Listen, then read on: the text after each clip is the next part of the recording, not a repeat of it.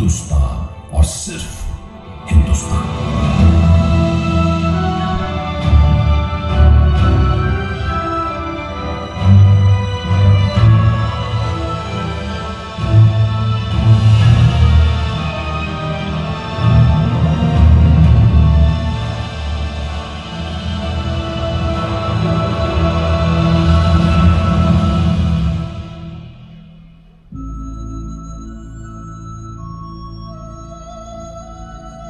ये इलाका तवांग गांग्यांग लांगसिंग कहलाता है, पर हमारे लिए यह हिंदुस्तान की रौनक में इजाफा करने वाला एक चमकता जेवर है।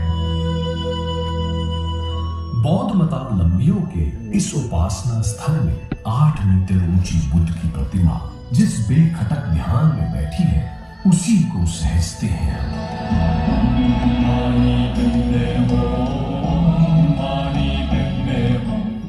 भिक्षु रोटेटिंग मिल के सामने अपनी प्रार्थनाओं में यहाँ जिस चैनो अमन की मुराद रखते हैं, जिस शांति का दिया वो जलाते हैं, उसी के रक्षक हम हैं।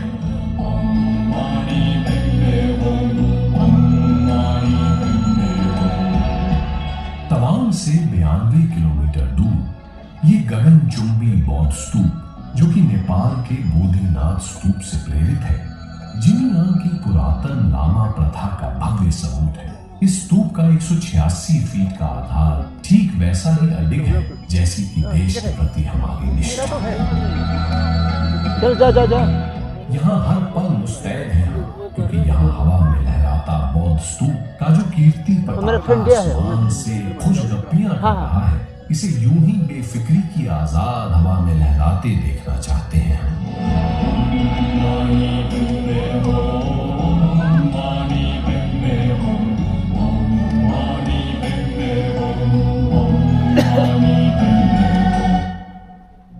सरहदी जद पर बसा भारत का ये नैना बेराम हिस्सा दुश्मनों की साम्राज्यवादी मंशा को लुभाता रहता है। भारत के इस दुलारे के साथ कहीं कोई अनहोनी ना हो, आत्म आहुति के भाव से भरे सदैव सतर्क रहते हैं यहाँ हम। आइए आपको बताते हैं और भी वो वजह जिन्होंने हमें इस इलाके का शहदाई बना दिया है। ऐसी ही एक वजह है शुंगितसर झील, जिसे माधुरी झील के नाम से भी जाना जाता है।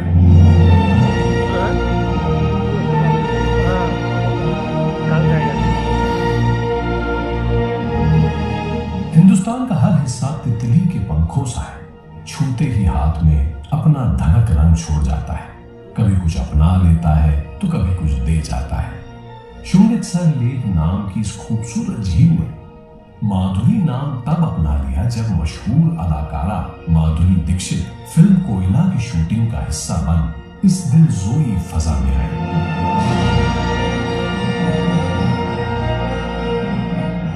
भूकंप से निर्मित इस झील में पुराने खुश्क दरख्त यूं खड़े हैं मानो सावधान की मुद्रा में हम सेना के जवान खड़े हैं।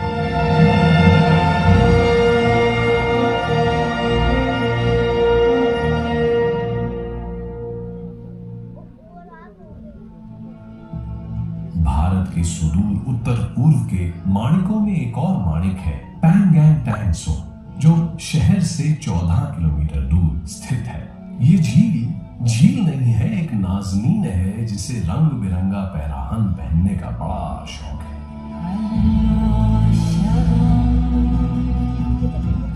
दिन के सफेद शफाफ पहलू में ये झील नीला घूंघट ओढ़ लेती है, तो बारिशों के मौसम में कोहरे की चादर। अक्टूबर के महीने में फूल इसके लिबास में रंग बिरंगे गोटे टांगते हैं, तो सर्द हवाएं इसे बर्फ का उजला दुशाला पहना जाती है।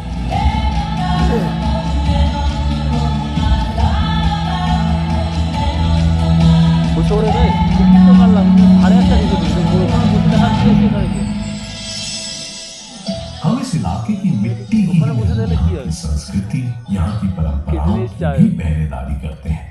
स्थानीय नववर्ष पर तवांग में लोसार उत्सव जब मनाया जाता है, तो हम भी खुद को हिंदुस्तान की इंद्रधनुषी संस्कृति में सराबोर कर लेते हैं।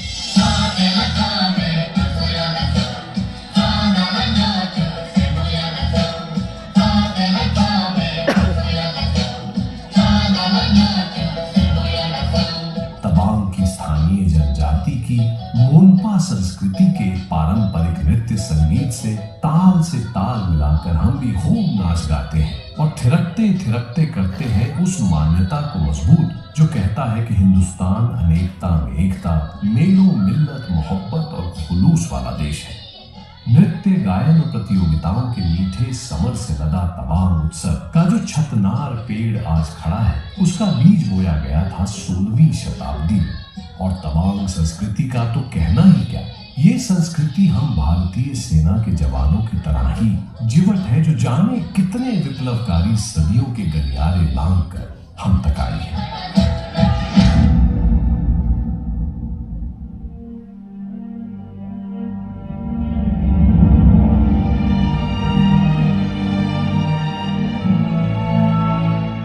तवांग का इलाका 500 से 600 ईस्वी तक मोम पार्किटन के समर्थ शासन के अधीन हुआ करता था। खूब फला फूला था तभी। फिर यहाँ की सरजमी पर धीरे धीरे तिब्बत और भूटान की हुकूमत काबिज हो गई। 1844 में ब्रिटिश यहाँ के हुक्मरान बन बैठे। ब्रिटिश इलाकों के बाजारीकरण में माहिर थे। तवांग का वो इलाका जो हिमछादित पहाड़ों की ओट और हरियाली पेड़ों की जुर्मट में छिपा बैठा था, उसे दुनिया के सामने जाहिर कर दिया इन ब्रिटिश हुक्मरानों ने। नतीजन इस दिल फरेब इलाके का दीदार करने हजारों की तादाद में सैलानी यहाँ उमड़ने लगे। खूबसूरत तवांग पर सिर्फ पर्यटन प्रेमियों की नजरें ही नहीं, बल्कि लोभित नजरें भी पड़ने लगी। शायद इसी वजह से ब्रिटिश प्रशासक सर हेनरी मैकमोहन ने सन 1914 में इस इलाके की 890 किलोमीटर की हदबंदी कर डाली, जिसे हम मैकमोहन लाइन के नाम से जानते हैं। शिमला अधिवेशन के त्रिगुटीय सम्मेलन में तिब्बत, ब्रिटेन और चीन जिसका हिस्सा थे, इन सभी शिरकतदारों ने भारतीय हदों को परिभाषित करती इस सीमा रेखा मैकमोहन लाइन को अपनी स्वीकृति दी। पर जाने क्यों आगे चलकर चीनियों को ये सीमा रेखा नागवार गुजरने लगी। अपनी आजादी के 3 साल बाद सन 1950 में जब भारत ने इस सीमा रेखा मैकमोहन लाइन को वैधानिक अस्तित्व दे दिया, तो साल भर पहले चीनी गणतंत्र का आजाद परचम फहराने वाला चीन और भी भड़क उठा। दोनों देशों के आपसी रिश्तों की तल्खियां समय के साथ बढ़ती रही। 60 के शुरुआती दशक में ये तल्खी अपने परवान पर उस समय आ गई जब तिब्बत के धर्मगुरु दलाई लामा अपने प्यारे वतन पर चीन के आधिपत्य को चुनौती देने की वजह से चीन की आंखों की किरकिरी बन गए और चीन के कहर से बचने के लिए उन्होंने भारत में पनाह मांगी। सदैव सत्य और न्याय का परस्तार रहा उदारमान भारत सत्य के खेमे में खड़े अपने शरणागत को कैसे निराश करता। भारत ने दलाई लामा को अपनी जमीन पर शरण दे दी। भारत ने वो किया जो न्यायोचित था, पर चीन ने भारत पर अमेरिका के साथ मिलकर उसके खिलाफ साजिश रचने का आरोप मढ़ दिया। तत्कालीन भारतीय प्रधानमंत्री जवाहरलाल नेहरू ने पंचशील समझौते की शक्ल में चीन के साथ दर के रिश्ते की तुरपाई करना चाहे। उसी नियत से उन्होंने हिंदी चीनी भाई भाई का नारा भी बुलंद किया। चीनी प्रधानमंत्री चाउ एन लाई ने नेहरू की इस पहल को एक सकारात्मक जवाब दिया, पर वो चीन का ऊपरी स्वांग भर था। अंदरूनी तौर पर चीन भारत पर हमला करने की गुपचुप तैयारी करता रहा और अंततः उसने भारत की पीठ पर खंजर उतार ही दिया।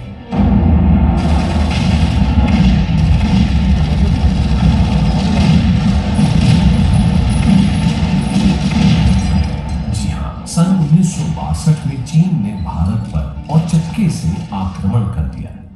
भारत शांति और अहिंसा की प्रतिमूर्ति बुद्ध का भी देश था। तांडव करने वाले भीषण रौद्र रूप शिव का भी। बुद्ध के अनुगामी शांति के पैरोकार भारत ने भरसक कोशिश की कि मैत्रीपूर्ण संवाद के जरिए चीन के साथ विवाद का कोई शांतिपूर्ण हल ढूंढा जाए।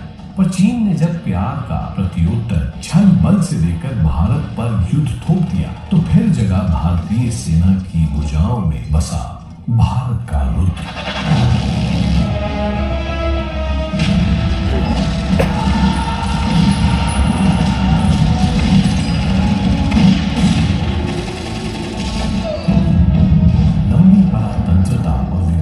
आक्रांताओं के आक्रमण के लंबे सिलसिले से भव्य चोटिल भारत अपनी आजादी की उन्मुक्त हवा में खुद को पुनर्गठित कर ही रहा था कि मौका परस्त चीन ने भारत पर हमला बोल दिया। तब आजाद भारत की सैन्य शक्ति अपनी बाल्यावस्था में थी, पर चीनी हिंदुस्तान के बाबत ये भूल गए कि हिंदुस्तान वो मुल्क था जहाँ हक और हुकूक के लिए एक नन्ही चिड़िया भी बाज से लड़ने का बूता रखती थी।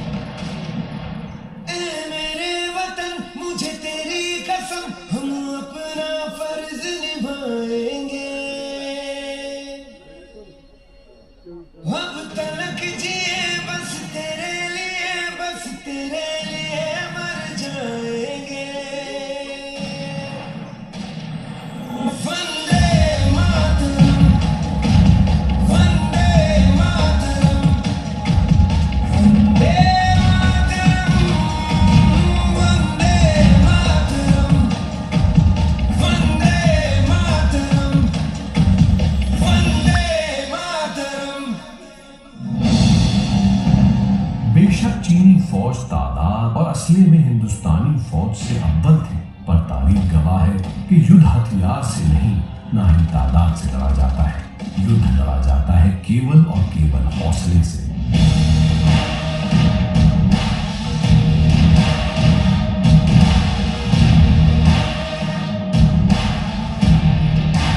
और हिंदुस्तानी सैनिकों का सीना तो हौसले का सबसे बड़ा सरनामा रहा है। ये हिंदुस्तानी वीरों का हौसला और पराक्रम ही है कि सदियों दर सदियों सैकड़ों आक्रमण झेल चुका हिंदुस्तान अब भी गर्वीली मुस्कान के साथ अशुभ अविजित खड़ा है।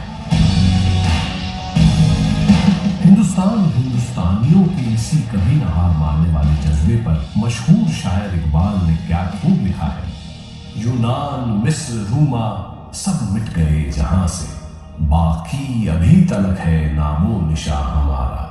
कुछ बात है कि हस्ती मिटती नहीं हमारी, सदियों रहा है दुश्मन दौरे जहां हमारा।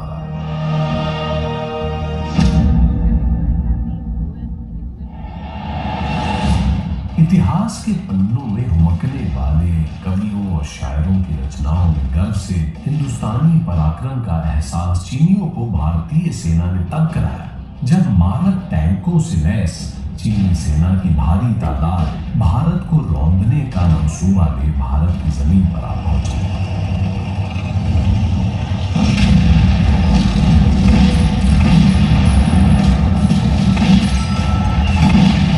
1962 के इस तांडवकारी युद्ध में भारत ने बेशक जान माल के नुकसान के लिहाज से मात खाई, पर उस युद्ध में मनोबल के मामले में, पराक्रम के प्रदर्शन के मामले में भारतीय सेनाओं ने चीन को अपना जौहर खूब दिखाया।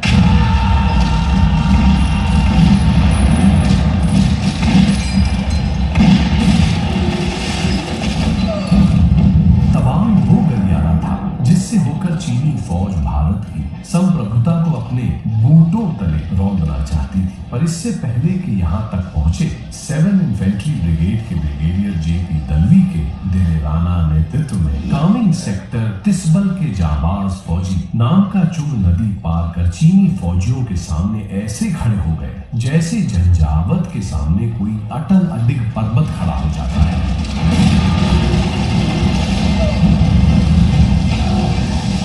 तवांग स्थित ब्रिगेड के अंतर्गत भारतीय सैनिकों की केवल 4 इन्फेंट्री बटालियन थी और सामने थी चीनी फौजियों की 24,000 की भारी तादाद। मामला एक तरफा था, पर फिर भी भारतीय जवान पूरे जोश और बलबले के साथ वहां डटे रहे।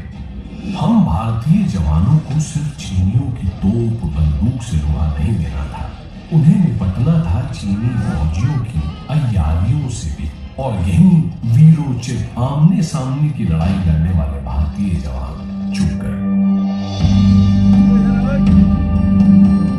चीनियों की फौज की विशाल टुकड़ी ने इस मोर्चे पर भारतीय सैनिकों को उलझाए रखा और दूसरी ओर उनकी एक और बड़ी फौजी टुकड़ी ने 21 अक्टूबर के मनहूस दिन दूसरी दिशा से कम सैन्य तैनाती वाले भारतीय मोर्चे थांगला रेंज पर धावा बोल दिया। इस मोर्चे पर मौजूद मुट्ठी भर सैनिकों ने अदम्य साहस दिखाते हुए चीनी फौजियों की विशालकाय टुकड़ी को लोहे के चने चपवा दिए। बड़ी मुशक्कत और जान माल के काफी नुकसान के बाद ही चीनी फौज इस मोर्चे पर कब्जा कर पाई।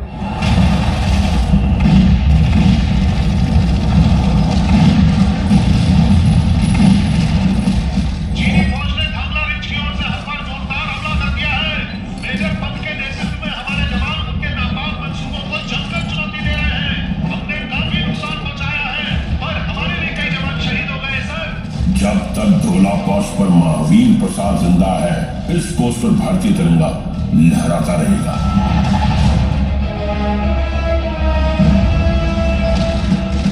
चीन भारत पर ताबड़तोड़ चौतरफा आक्रमण कर रहा था।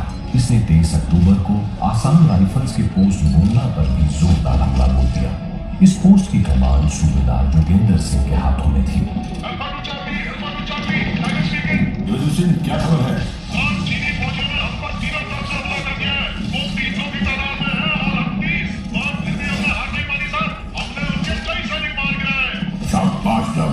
तुम किसी तरह थोड़ी देर और मोर्चा संभाले रखो, हम रीइंफोर्समेंट भेज रहे हैं।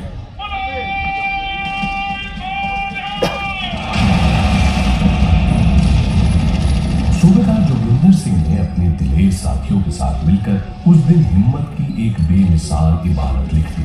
दुश्मनों से लड़ते लड़ते उनका गोला बारूद सब खत्म हो गया। बचा तो सिर्फ हार न मानने वाला हौसला।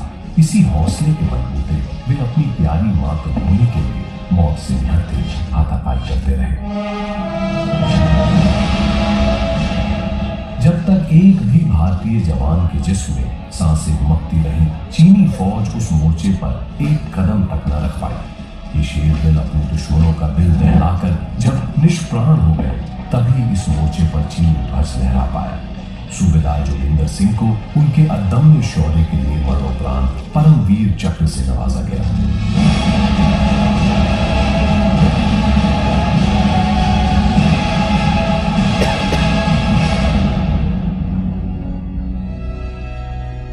बाद में हिंदुस्तान के इस वीर सुपूत के अत्यंत ही शूरता भरे कारनामे की स्मृति में बुमला में एक स्मारक भी बनाया गया। आज भी उस स्मारक में मौजूद सूबेदार जोगिंदर सिंह की आदमकद मूर्ति गर्व की प्रतीति कराती है।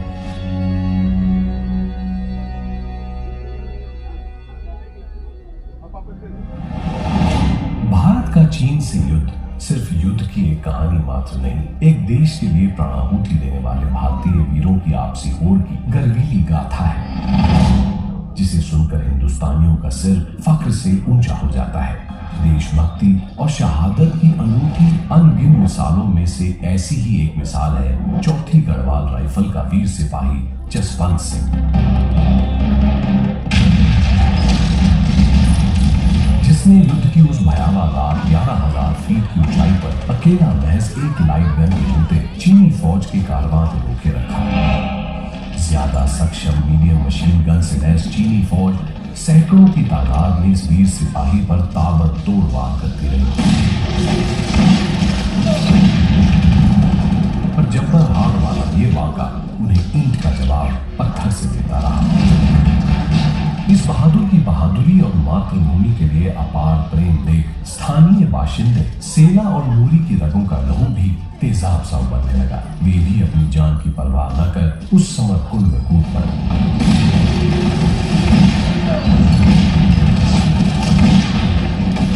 जसवंत सिंह अपनी बंदूक से एक एक कर दुश्मन को बेजान करता रहा, और जब जसवंत सिंह की गोलियां खत्म हो गईं, तो उसने निहत्थे ही चीनी फौज पर धावा बोल दिया।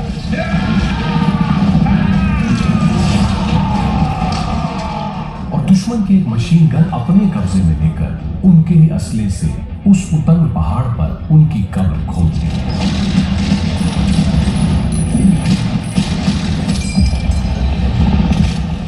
जसवंत सिंह के अदम्य साहस के आगे दुश्मन टिक न सके और 300 चीनी सैनिकों की लाश के रूप में अपनी पराजय का साक्ष्य छोड़ वे भाग गए। अपने कर्तव्य का निर्वहन करने के बाद बुरी तरह घायल जसवंत ने मृत्यु को इजाजत दी कि वो उसे अपने आगोश में ले गया। पराक्रम के इस विरले प्रदर्शन के लिए जसवंत सिंह को मरणोपरांत महावीर चक्र से सम्मानित किया गया। लेकर जान हथेली पर कतरा कतरा कुर्बान तुझ पर, झुकने न देंगे हम तेरा सर। लेकर जान हथेली पर कतरा कतरा कुर्बान तुझ पर, झुकने न देंगे हम तेरा सर।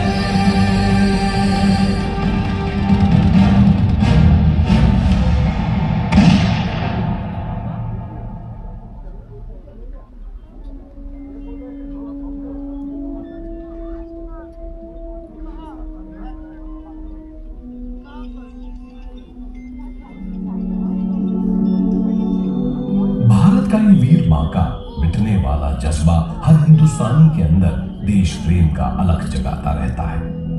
ऐसे ही कई भारतीय जाबाजों की अद्भुत दिलेरी की कहानी समाय तवांग का नामयान चोटन विजय स्तूप रेजिमेंट फ्लैग लहराता आन बान शान के साथ खड़ा है। ये सिर्फ विजय स्तूप नहीं है, बल्कि हिंदुस्तान के माथे पे लगा वो गौरवमयी तिलक है जिसमें हिंदुस्तान के 2420 वीर सपूतों का रक्त आहुतित है। जीवन जो मेरा था हमको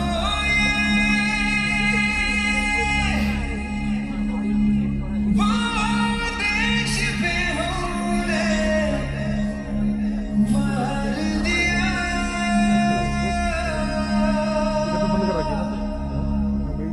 जो कर्ज था अपनी मिट्टी का वो हमने आज उतार दिया।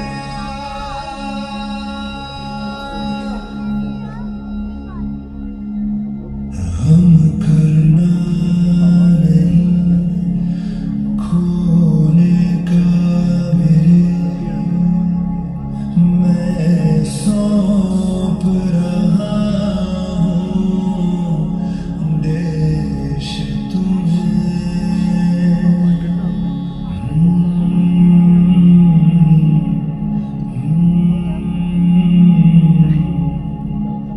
मिटने नहीं देना आने कभी कम हो वतन की शान कभी। वंदे मातरम, वंदे। देवियों और सज्जनों, आप सभी से अनुरोध है, आप सभी अपने अपने स्थान पर राष्ट्रीय गान के लिए खड़े हो जाएं। Ladies and gentlemen, I request you all to please rise for the national anthem.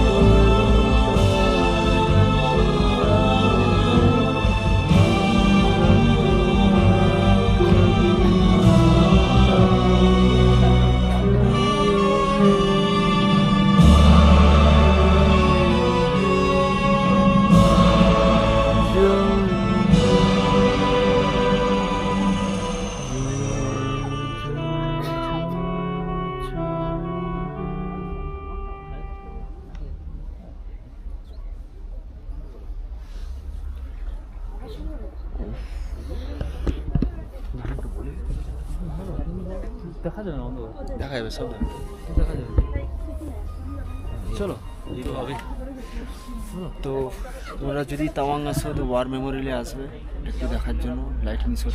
Subhajit best আমাদের ইন্ডিয়ান আর্মি যে কত কষ্ট করে তো সেটা তোমরা দেখতে পাবে এখানে জানলে পুরো বুঝতে পারবে তো ফিলটা নিতে পারবে তো চলো এখন আমরা যাই এখন আমরা যে ইন্ডিয়ান কীরকম এটা এখানে আসলে বুঝতে পারবে।